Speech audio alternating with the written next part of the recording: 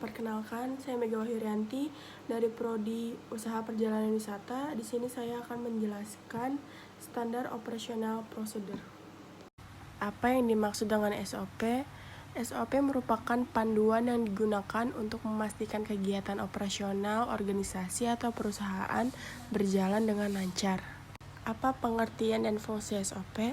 Fungsi SOP adalah sebagai pedoman kerja, sebagai dasar hukum, sebagai informasi hambatan kerja dan tolak ukur kedisiplinan. Fungsi utama SOP adalah sebagai pedoman untuk memudahkan pelaksanaan kerja.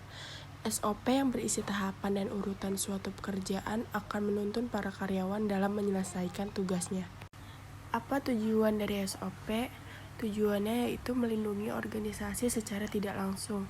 SOP dibuat dengan tujuan untuk melindungi organisasi atau unit kerja, serta petugas atau pegawai dari tindakan malpraktik atau kesalahan yang bersumber dari administrasi atau faktor lainnya yang dapat berdampak buruk bagi keberlangsungan hidup organisasi.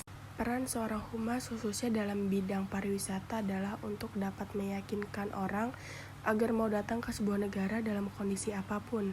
Artinya, dalam dunia public relation, diajarkan untuk tidak melihat sesuatu dari masalah yang ada, tapi harus dapat melihat dari sisi lainnya, sehingga bukan menambah masalah baru, justru mampu untuk mengalihkan dari masalah yang ada.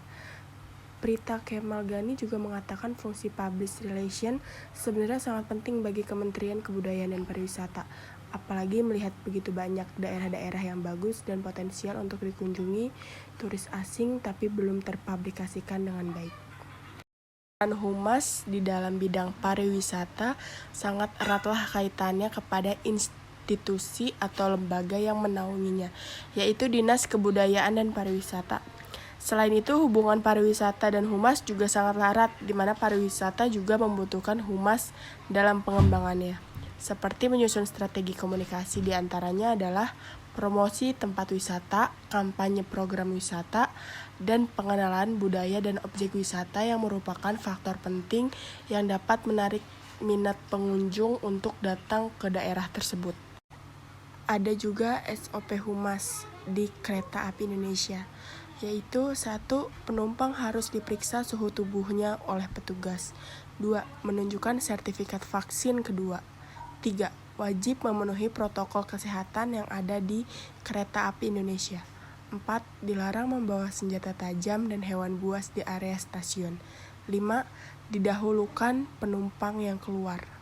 Ada juga flowchart Humas KAI, yaitu penumpang harus diukur suhu tubuhnya, menunjukkan sertifikat vaksin kedua, wajib memenuhi protokol kesehatan, dilarang membawa senjata tajam dan hewan buas, dan dahulukan penumpang yang keluar. Sekian pengertian SOP dari saya. Terima kasih.